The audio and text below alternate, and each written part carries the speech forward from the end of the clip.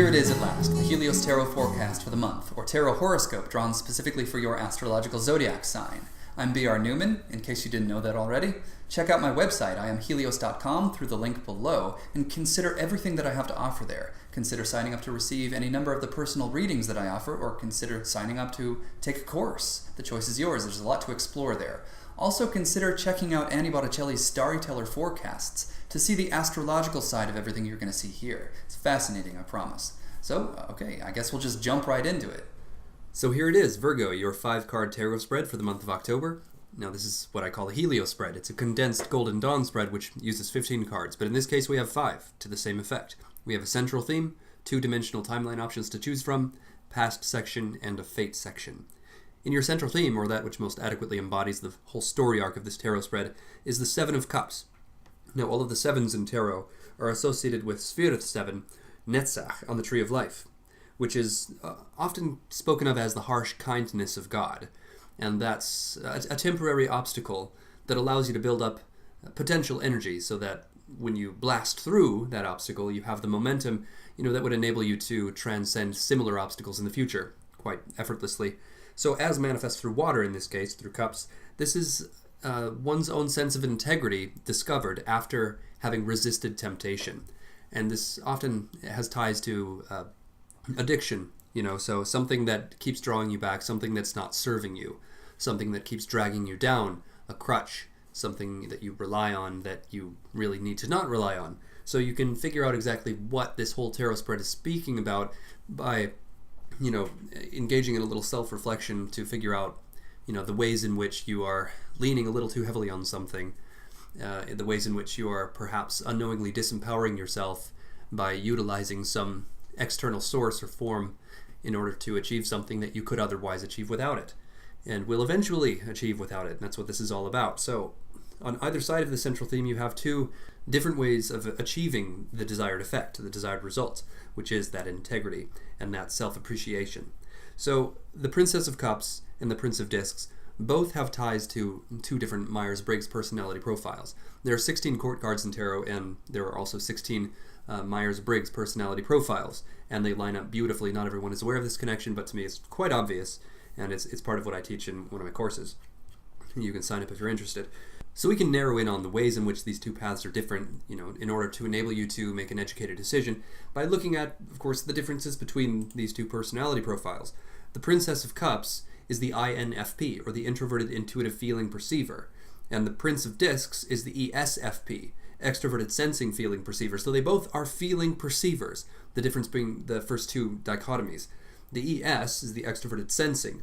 That's the aspect of the Prince of Discs that enables them to be sociable, to be spontaneous, to love surprises, to be able to juggle multiple projects or events at one time, and then also be generous with that, so extending themselves in many different directions in a very dependable manner. The second 2 dichotomies are defined by their juvenile nature, them being princes and princesses rather than kings and queens, so they do share that.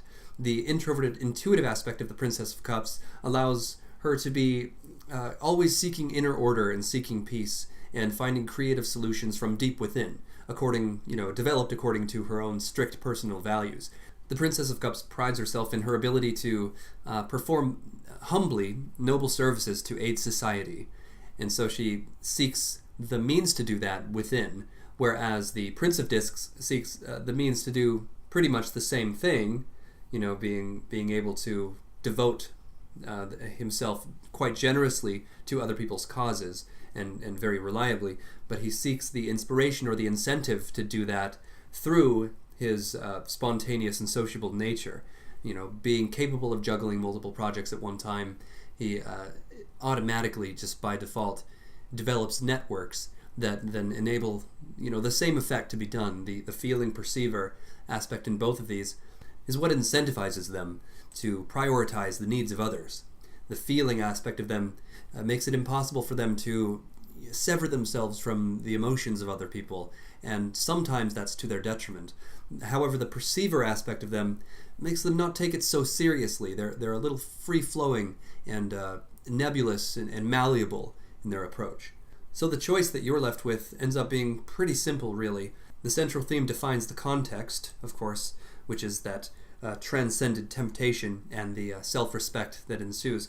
But we have to consider the fate section to determine which of these dimensional timelines is actually more appropriate, according to the opportunities and or challenges that might be surfacing. Well, in your case, you have the Ace of Cups in your fate section, which is profound potential for new love, and not exclusively romantically, though it could be.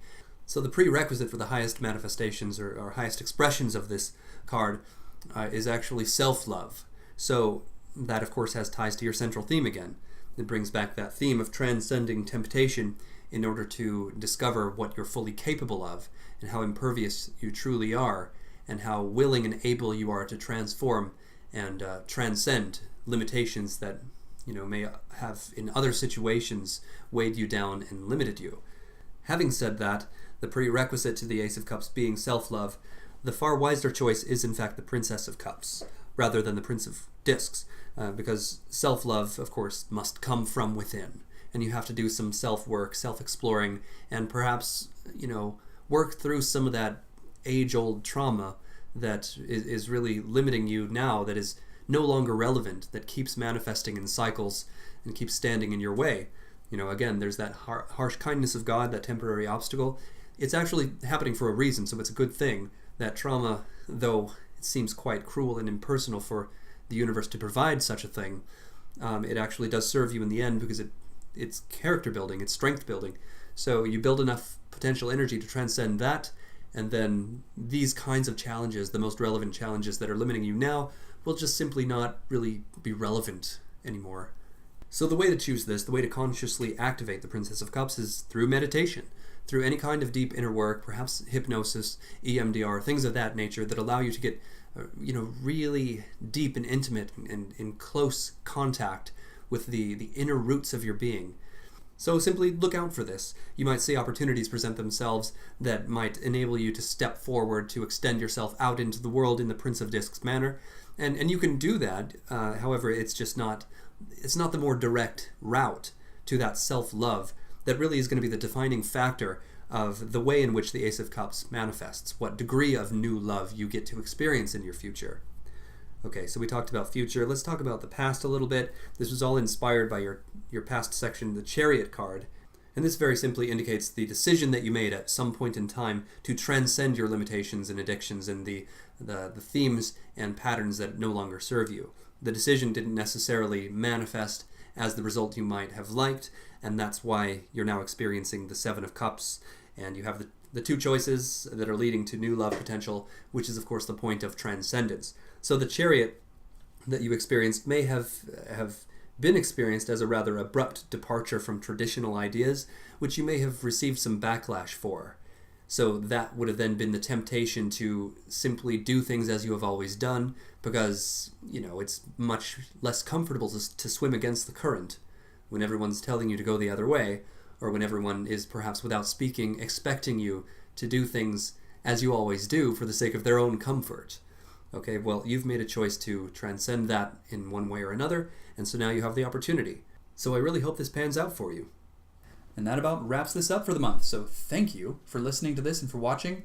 Please do consider contacting me for a personal reading. We can take this so far and go so much deeper than we have here. It's pretty remarkable, really. You can gain so much, as many people have already.